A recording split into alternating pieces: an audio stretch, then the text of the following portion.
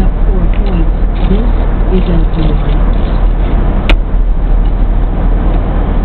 Authorities in Southern California are calling for more evacuations from areas northwest of Los Angeles.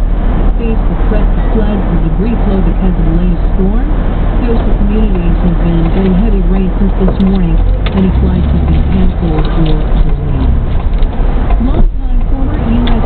Minority Leader Bob Michael has died. The Illinois Republican and World War II veteran was 93 years old. NPR's David Schaefer reports the Black leader was known more for brokering compromises than for confrontation. Bob Michael represented the city of Peoria and the surrounding area of central Illinois in Congress for 38 years, the last 14 as minority leader. His skill in compromising with Democrats was critical in helping Presidents Ronald Reagan and George H.W. Bush get their agendas through Congress. In 1993, frustrated with the prospects of continuing as minority leader with a Democrat in the White House, he announced he would not seek another term. That left him watching from the sidelines as Newt Gingrich led the GOP to a House majority and fixed the Speaker's gavel. After leaving office, Michael criticized a new generation of lawmakers making their careers in quote crashing the institution. David Schaefer, NPR News. Bombing at a Sikh shrine in southern Pakistan yesterday is now blamed at least 88 deaths. Pakistan is putting more pressure on neighboring Afghanistan to help find those who are accused of being responsible. Officials say they've given Kabul a list of 76 suspected terrorists. I'm Lakshmi Singh, NPR News in Washington. Support for NPR comes from the John D. and Catherine P. MacArthur Foundation, supporting creative people and effective institutions committing to building a more just, verdant, and peaceful world. More information is at Midtown.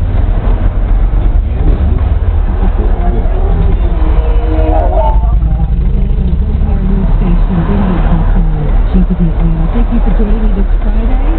Traffic is already heavy on major highways. Right now we do have a left lane blocked by an accident northwest Atlanta inside the perimeter, 75 northbound at Mount Heron Road. And then on the east side of town, east of the perimeter, a left lane blockage, I-20 eastbound at Wesley Chapel Road. Time now is 4:06.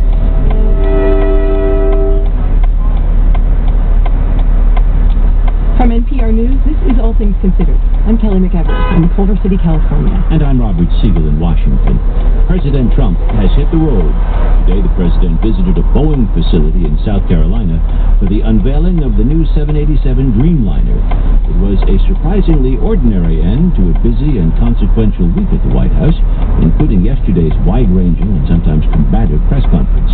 NPR White House correspondent Tamara Keith reports. It's easy to forget it was only just Monday night when National Security Advisor Mike Flynn submitted his resignation. There have been so many news cycles since then, it's hard to keep track of it all. But when President Trump stepped on stage at the Boeing facility in North Charleston, South Carolina, it was back to basics.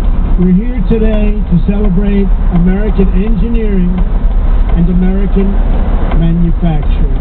We're also here today to celebrate jobs. With an airliner as backdrop, Trump read from a teleprompter and largely stayed on message. Sure, there were asides, like a boast about his big win in the South Carolina primary. We won in a landslide. This was a good one. But Trump avoided the defensiveness of Thursday's press conference, and there weren't even any of his trademark attacks on what he calls the dishonest media. In recent weeks, Trump has called out for criticism of Boeing and its competitor Lockheed Martin, and he's met with the company's CEOs in search of better deals for U.S. taxpayers. But on this day, Trump had nothing but praise for Boeing and its 787 Dreamliner. The name says it all. Dreamliner. Great name. Our country is all about making dreams come true. Over the last number of years, that hasn't been necessarily the case. But we're going to make it the case again. In his own unique way, President Trump has closed out this week using the trappings of his office, much like past presidents. Don't like the headlines about a White House in chaos? Hold a 77-minute press conference and create new headlines. Want to move the focus from the National Security Advisor job you're having trouble filling? Hop on Air Force One, go to a red state, and deliver a speech about jobs. We are going to fight for every last American job. It was Trump's unwavering focus on jobs that many believe helped him win the presidency. But in his first month in the White House, Trump has made much more news by stirring up controversies, like his Twitter war on the judiciary and claiming voter fraud in an election he won. This has caused frustration among members of his own party. Earlier in the day, Senate Majority Leader Mitch McConnell was asked whether he was concerned the president is taking the Republican Party off message. McConnell said he frowns on the daily tweeting. I like what he's doing. I've not been a fan of the extra discussion that he likes to engage in, but we're going to soldier on. We like his positions, and we're going to pursue them as vigorously as we can. And Trump may be trying to build support for his policies by going back to a familiar format. Tomorrow, he holds a rally in Florida, organized by his campaign. Tamara Keith, NPR News, the White House. Now it's time to talk more about the week in politics. And as we just heard, it was quite a week. This week we're joined by Jason Riley of the Wall Street Journal. He's also a senior fellow at the Manhattan Institute. Welcome to you. Welcome. Thank you. All right, and we're also joined by Ibrahim Bakar. He is Washington Bureau Chief for Al Jazeera. Thanks for coming back. As we just heard in Tamara's piece, President Trump is pretty back in Kansas. He's going to Philly, and he has that rally in Florida tomorrow. How do you think Trump is heading back on the road now, Jason? Well, I think, as we just heard in the lead-in, it's worked for him. It worked for him during the campaign. It's also not unprecedented in that presidents do this when they're trying to sell policies. They travel around, they try and rile up their voters and get other people on board for what they're trying to do back in Washington. We saw Obama do this with the stimulus package. We saw him do it with his health care plan. The difference here, though, is I think this is more returning to the campaign mode as a sort of damage control. I think Trump needs to buck up his base. I think he's had a rough start, and he wants to let them know everything's going to be okay. So I think there's a bit of damage control going on here. What do you think, Abdurrahim? Damage control or just sort of normal presidential policy? I think it's both. Obviously, he's the kind of guy who thinks that it's never over until it's over. He's had a rough couple of weeks with what happened with the rollout of the Muslim ban, as it's called, banning citizens from 7 majority countries. It's called. Then the whole Mike Flynn saga. Basically, now he's trying to operate on 2 familiar grounds. One is business, the other one is the ground in space. In politics, as we all know, it's all about timing. The trip to North Carolina, talk about jobs, is obviously, given his business background, something that he feels much more comfortable talking about on the way to Florida to meet with his base with a message that he is doing some of the things that he promised to do during the campaign. Right. This obviously comes against the backdrop of a large issue, which obviously by the time he's done in North Carolina and Florida and South Carolina, is not going to go away, and that's the Mike Flynn issue. Right. I mean, we should say that the President Trump we saw in the press conference yesterday also seemed a lot more Trump in the campaign. I want to play a clip here. Trump was talking about the election. He claimed that he had the biggest electoral Reagan, that is so a reporter from NBC News challenged him. Let's just listen to that. Why should Americans trust you when you're misrepresenting information? I was just given. We had a very, very big margin. The question is, why should Americans trust you when you accuse the information they receive of being fake when you're providing information that's Well, I was given that information.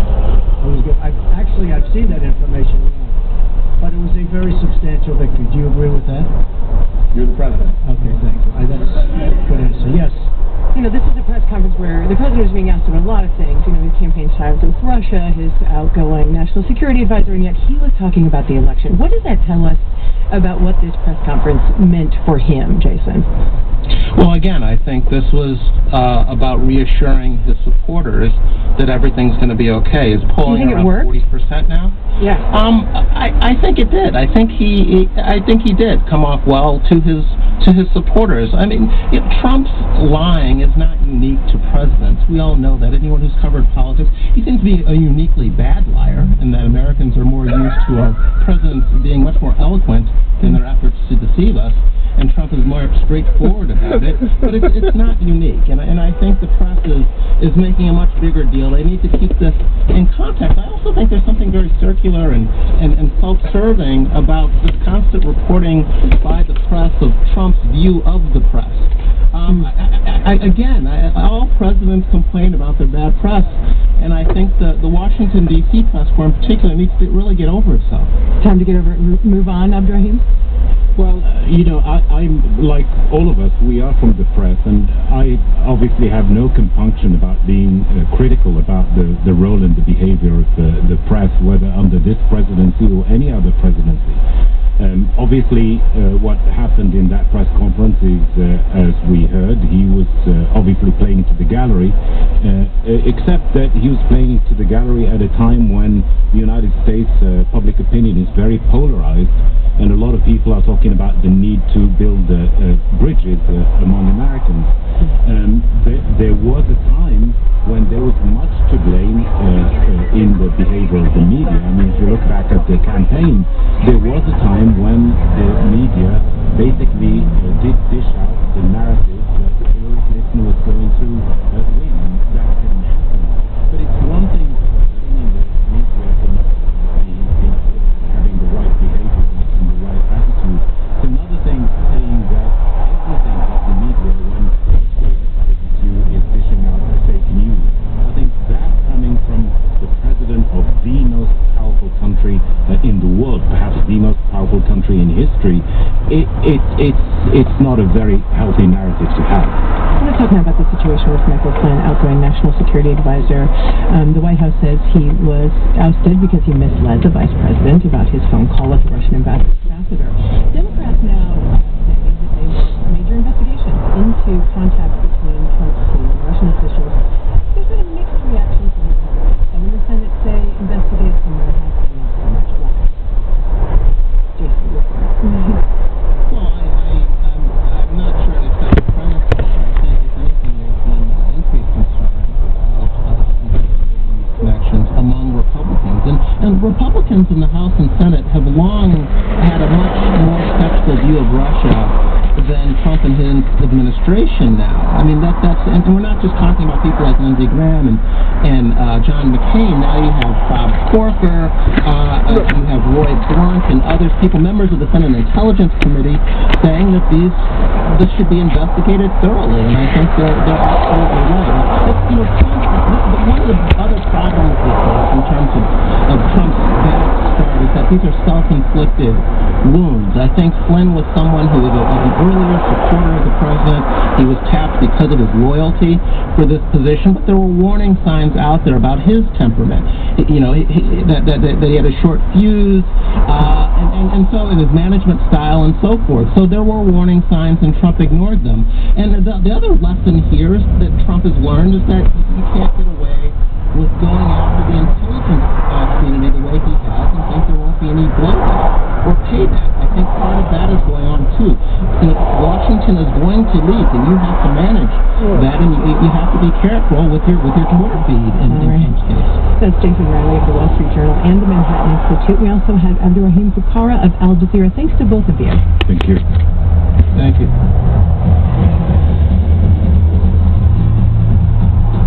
And thank you for tuning in to All Things Considered this Friday. I'm Ricky Bevington, and this is 88.5 GCB Atlanta. It would be illegal to secretly take films or photos under a person's clothing. That's under a bill passed today in the Georgia General Assembly. I'll have more Georgia news today in the newscast in just 10 minutes. The refugee crisis, police shootings, immigration, it's all in the music of Odyssey. The album is definitely a testament to one of the greatest attributes of rap in being very, very quick to deliver what's going on in society into the form of music. The Iceberg, talking about what lies beneath the headlines, the Saturday and Weekend edition from NPR News. I was born with small access, big dreams. Scott Simon and Weekend Edition tomorrow morning from 8 to 10 here on 88.5. Tomorrow. Looking at traffic, things are quite heavy already. It's Friday rush hour after all. Here are your lane closures inside the perimeter. Northeast part of town, a couple of lanes blocked, 85 northbound at Huff Road. There's an accident there. On the northwest side, an accident left lane 75 Road. And then outside of the perimeter over on the east side, an accident has things slow. I-20 eastbound at Wesley Chapel. Looking at your weekend weather, overnight mostly cloudy, low around 46. Seriously? Tomorrow, rain likely in the morning, and then a chance of showers throughout the day, otherwise cloudy, high near 62 degrees. And then looking ahead to Sunday, it's going to be sunny, high near 71 degrees. Hi, I'm Nina Trottenberg. Are you someone who talks about how great public radio is, but you're still not a donor? Rather than wait for the next pledge drive, you can support the programs you love by donating that unwanted fuel.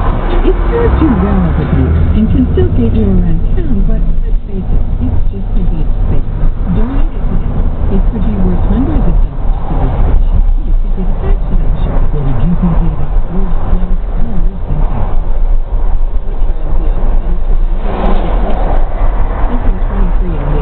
Personalized genetic service dedicated to helping people understand what their 23 pairs of chromosomes can tell them about.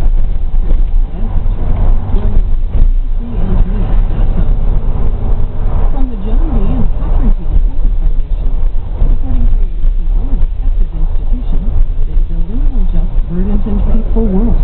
More information is at macfound.org. And from the Kresge Foundation at kresge.org. NPR News, this is All Things Considered. I'm Increasingly, police departments are turning to military-grade surveillance tools to fight crime, trimmed with Rory's privacy. A new investigation by City Labs, by the DLD media, documents the spread of tools that let police collect cell phone data. City Lab reporter George Fish joins me in the studio. You're looking at the two largest police departments in the country. What Well, we found the primarily two types of devices, cell phone interception, off the air, cell phone extraction devices, which are used when police have phone in possession to actually suck up content from the phone, such as deleted messages, deleted photos, Google location history, that type of thing. One of the tools you write about is called a dirt box. Describe the dirt box. So DirtBox is a favorite tool of the NSA and the military, and what it does is it picks up helicopter to fly overhead, for example, a critical and it spits out who's in the phone. It also spits out your messages, your phone calls, like really sensitive data that we haven't really seen in using domestic servers before. Is the rationale for police using a device like a dirt box, is it for combating ordinary crime? Is it counterterrorism? Is it crowd control? What would you say? Well, for the use of these cell site simulators,